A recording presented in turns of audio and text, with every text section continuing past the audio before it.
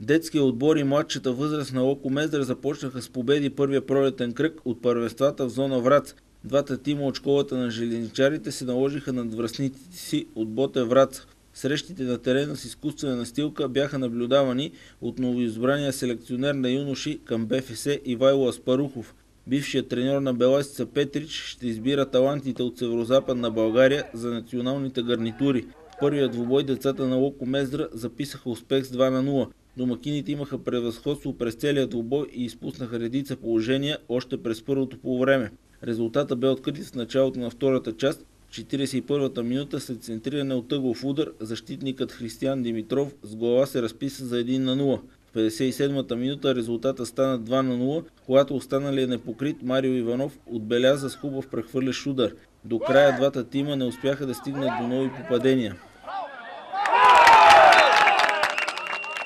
Във втората среща младшата възраст също се наложи над врачани, но с 2-1. Домакините започнаха по-добре матча и наложиха превес.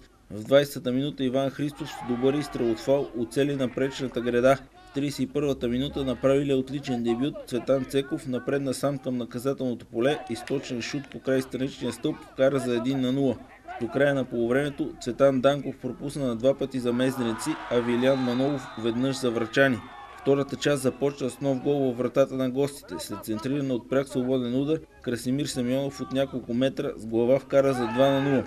10 минути по-късно футболистите на Ботев намалиха. След грешка в защитата на Локо, Кирил Кръстев прехвърли вратаря за 2-1.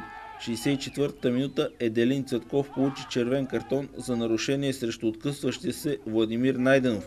Въпреки това, до края резултата остана непроменен.